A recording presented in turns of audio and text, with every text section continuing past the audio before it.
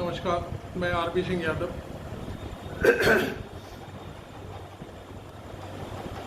मैं कल से टीवी चैनल देख रहा हूँ, बहुत सारे चैनल घूमते घामते आते जाते, लेकिन मुझे सिर्फ और सिर्फ एक खबर मिली कि ट्रेन में गोलीबारी, 4 लोगों की मौत और कांस्टेबल गिरफ्तार। बस इतनी हेडलाइन चलते हुए, बाकी किसने गोली मारी, किसको मारी, ये सारी चीज़ें गायब। ये सारी चीज़ें गायब होने का अर्थ ये था कि एक सिपाही आतंकी बन गया और उस सिपाही ने पूरा ट्रेन को आतंकवाद का अड्डा बना दिया। घटना कुछ इस तरह से छुपाई गई कि लोगों को पता ही ना चले कि वो सिपाही क्या कर रहा था, कैसे कर रहा था। खैर, मैं उस घटना का ब्यौरा आपको अपने स्तर से देता हूँ जितना मेरे को मालूम है। हाथरस का रहने वाला सिपाही आरपीएफ में है और उसके साथ एक एएसआई थी राजस्थान के मीणा साहब। वो दोनों ट्रेन की सुरक्षा के मद्देनज़र जयपुर से मुंबई के लिए ट्रेन में सवार हुए और उसमें आराम से जा रहे थे। महाराष्ट्र तक पहुंचते पहुंचते ट्रेन में सिपाही और एएसआई मीणा साहब के बीच कुछ बातचीत शुरू हुई, तर्क शुरू हुए और सिपाही ने अपने ही एएसआई मीणा साहब को सबसे पहले गोली मार दी। सवाल अब ये उठता है कि बात क्या थी, तर्क क्या था। तर्क ये था कि मुसलमान पाकिस्तान से प्रमोट हो रहे हैं, पाकिस्तान से पैसा आता है, जाने क्या क्या तमाम दुनिया की वही हिंदू मुस्लिम का उसके दिमाग में ऐसा भरा हुआ था। उसकी उम्र भी कोई ज़्यादा नहीं है अभी, हालांकि वो 2 बच्चों का बाप है, और लेकिन उसके दिमाग में ये भरा हुआ है कि हिंदू मुस्लिम खेलना है किसी भी तरह से, मोदी मोदी कहना है, देश में रहना है। ये उसका अपना सोच और निराला नारा था। एक सिपाही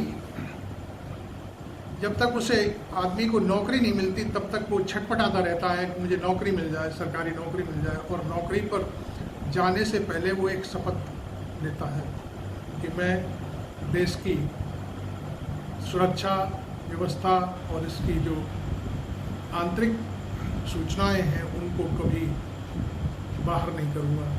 संविधान की शपथ लेकर के वो नौकरी पर जाता है। ऐसा सिपाही एकदम कट्टर हिंदू मानसिकता से ग्रसित होकर अपने ही अधिकारी में गोली मार देता है। चलिए, यहाँ तक तो बात ये थी कि उन दोनों में तर्क और कुतर्क हो रहा था। हो सकता है मीणा साहब ने कुछ कह दिया हो इसलिए उन्हें गोली मार दी, लेकिन वो सिपाही वहाँ तक नहीं रुका। महाराष्ट्र तक पहुँचते पहुँचते उसने पूरी ट्रेन को छान मारा और जहाँ उन्होंने दाढ़ी देखी, मेरे जैसी दाढ़ी, उसने समझा ये मुसलमान है और उसने ताड़ उन सवारियों के आसपास बैठे जो गैर दाढ़ी वाले लोग थे उनसे कहा, दूर हट जाओ, मुझे इसे गोली मारनी है, ये मुल्ला है, मियाँ है, फलाना है, डिब्बा जो भी उसके दिमाग में आया वो ढूंढ कर डिब्बा नंबर 1, 2, 3, 4 इस तरह से जहाँ जहाँ उसे दाढ़ी वाले मुस्लिम भाई मिले ताड़ मार के गोली। उनमें 3 मुसलमान मारे गए और वो ऐसे मुसलमान थे उन्हें किसी से कोई लेना देना नहीं, छोटी मोटी दुकानें करते हैं, हल्के फुल्के बिजनेस करते हैं, उनको हिंदू मुस्लिम से कोई लेना देना नहीं, वो अपने पेट पाल रहे हैं बेचारे। लेकिन उसके सिर पर जुनून सवार था कि कैसे मुसलमानों को ढूंढ कर मारूं, क्योंकि बच्चे ज़्यादा पैदा करते हैं, जाने क्या क्या करते हैं। उसके दिमाग में जो गोदी मीडिया दिन भर परोसता है उन चैनलों को देखता है और वो डिबेट सुनता है, उस डिबेट ने उसका दिमाग खराब कर दिया। वो हाथरस का रहने वाला है। हाथरस में भी लोग उसको, जैसे ही उसने गोली मारी तो लोग उसके घर पर जमा हो गए। खैर वो एक अलग मुद्दा है, लेकिन क्या उसका कृत्य माफ करने लायक है? मुझे इस बात का जवाब चाहिए। एक व्यक्ति सरकारी नौकरी में और छोटी मोटी बात पर अपने ही बॉस को गोली से उड़ा देता है और उसके बाद फिर वो देखता है कि कहाँ मुसलमान इस ट्रेन में सवारी कर रहे हैं, उनको मार देता है, और सरकार अभी तक सोई हुई है। रेल मंत्री हमारा कहाँ है पता ही नहीं है। वैसे बड़ी बड़ी बातें करते हैं रेल मंत्री, लेकिन इस मामले पर उनका अभी तक ना तो कोई ट्वीट आया है, ना कोई बयान आया है। चलो इतना ही कह देते रेल मिनिस्टर कि ये बर्दाश्त नहीं किया जाएगा ट्रेनों में, जैसे मोदी जी कहते हैं कि बर्दाश्त नहीं किया जाएगा, ऐसे आप भी एक बयान दे देते तो बच जाते शायद, लेकिन अभी तक उनका एक बयान नहीं आया। अन्यथा की स्थिति में वो जाने क्या क्या तमाम दुनिया के बयान दे जाते हैं। और ट्रेन हादसा हुआ तो बड़ी बड़ी बातें कर रहे थे, वहाँ बैठ गए थे जाकर के, यहाँ चूं तक नहीं हो रही है। और इस तरह से ये सारा खेल हिंदू मुस्लिम का एक रचने के लिए, पूरी कहानी रचने के लिए तैयारी चल रही है। हालांकि देखिए, मैं आपको दूसरी खबर पर ले चलता हूँ। हालांकि कल ही एक ऐसी घटना हुई जहाँ पर मोनू मानेसर नाम का एक व्यक्ति जो गुड़गांव में बैठा हुआ है, वो वहाँ से भाग दे रहा है। फेसबुक पर उसने कई अकाउंट बना रखे, वहाँ से कह रहा है मैं आ रहा हूँ, रोक सके तो रोक लेना। और ये अरे शोभा यात्रा तो रोज निकलती थी वहाँ पे, हर साल निकलती है। मुस्लिम समाज उसका स्वागत करता है, बाकायदे वहाँ के विधायक ने ये बयान दिया है। तेरे को कौन रोक रहा था? तू भी आके अपना यात्रा में शामिल हो। लेकिन माहौल खराब करना है उसे, हो सकता है गुड़गांव से चुनाव लड़ना चाहता है, उस कई मुकदमों में पहले से वो वांछित है, और खट्टर सरकार उसको आज तक गिरफ्तार नहीं कर पाई। उसके जो बयान थे फेसबुक पर, उनसे ही माहौल खराब हुआ। एक और कोई बजरंगी है, बजरंग दल का आदमी है जो फरीदाबाद में रहता है, उसने भी एक बयान दिया, जीजा आ रहा है।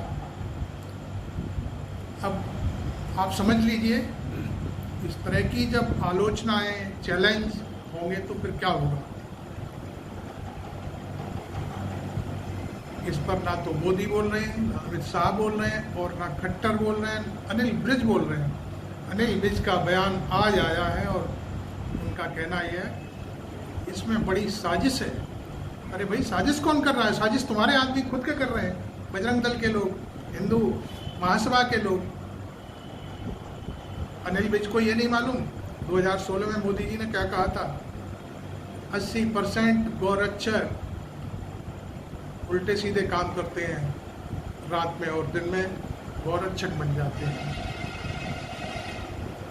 उसका इन्हीं लोगों ने बयान दर्ज करा कर कहा था कि मोदी को ऐसा नहीं कहना चाहिए। और मोदी कौन होते हैं हमको इस तरह की हिदायत देने वाले, हमारे ऊपर बयान देने वाले?